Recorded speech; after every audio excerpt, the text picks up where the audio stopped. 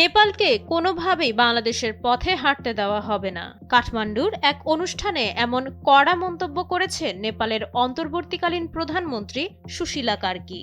একথা বলে তিনি কি বোঝাতে চেয়েছেন সেটা অবশ্য পরিষ্কার করেছেন একটু পরেই। বাংলাদেশের পরিস্থিতিকে অস্থিতিশীল ইঙ্গিত করে নিজের দেশকে সেই পথ থেকে দূরে রাখার অঙ্গীকার করেন তিনি।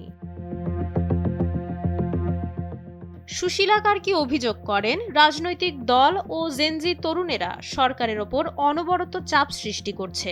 প্রতিদিন সরকার ছাড়ার হুমকি এবং রাজপথের স্লোগানে কাজ করার পরিবেশ নষ্ট হচ্ছে। তিনি আক্ষেপ করে বলেন, সুযোগ দেওয়ার বদলে এখন সরে দাঁড়ানোর কথা বলে সরকারকে অপমান করা হচ্ছে।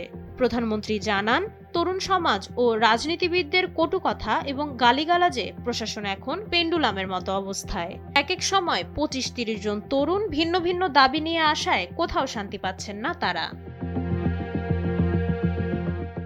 তরুণদের মধ্যে নির্বাচন নিয়ে অনীহা থাকলেও সুশীলা কার্কি স্পষ্ট জানান, আমরা প্রতিশ্রুতিবদ্ধ যে নেপালকে বাংলাদেশ হতে দেব না, আমরা বাংলাদেশ চাই না। বর্তমানে তীব্র চাপের মধ্যে থাকা সরকারের এই পরিস্থিতি দেশবাসীকে জানাতে গণমাধ্যমের প্রতি আহ্বান জানান তিনি। দক্ষিণ এশিয়ার ভূরাজনীতিতে নেপালের প্রধানমন্ত্রীর এমন খুল্লামখুল্লা বক্তব্য এখন নতুন আলোচনার জন্ম দিয়েছে।